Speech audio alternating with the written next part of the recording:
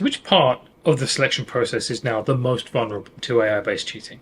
And as you can imagine, in the selection and assessment industry, people are most worried about assessments. But that isn't even the answer, okay? Because the clear, obvious answer is any kind of written content. They're called large language models, application form responses, cover letters, CVs, obviously. These three things are dead as methods of assessment. So sometimes, historically, people would ask for a cover letter, mostly to discourage people from applying that weren't serious. You can now churn out 1 million cover letters in a very short amount of time, all specific to the organization, its values. That, as an artificial barrier, is done. That's done. There's no point asking for a cover letter. You are wasting your time reading it. You're wasting the AI model's tokens generating it. Just don't bother. Application forms, especially scored application form responses, same thing. It's going to be AI. You won't know, okay? You think you will know, you won't know. Maybe a few % of candidates will forget to take out the M dashes and will forget to say, in this ever-changing landscape, most people are going to make it believable.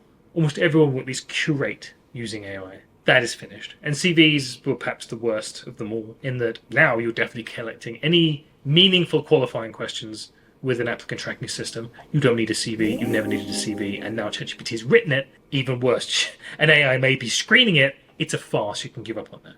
This is by far the most vulnerable section. Next, video interviews, especially asynchronous. But even two-way interviews are still very vulnerable, because you can, of course, turn the questions into text and then give you really good, strong answers.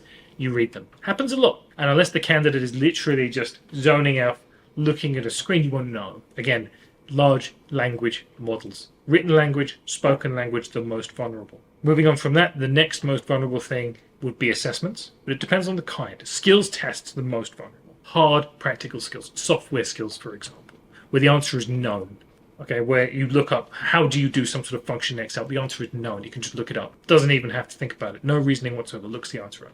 Then we have more cognitive and behavioral assessments, which are still quite safe, I would say. They can do them, but not at the same level as the other things. The other things, it massively outperforms people and it enables you to do them at scale. Here it doesn't particularly. But still, you want to choose assessments that are as robust against AI cheating as you can get. So in many ways, this is the area people are most concerned with. Other than face-to-face interviews and stuff where you are physically in person, remote assessments are some of the more safe. That being said, you still need to be careful. There are different assessment models that you can use that are much more robust against AI cheating, and you should focus on those. But don't jump to that as the main priority. The earlier stuff, especially if it's still CV sifting, that is long dead. Drop it.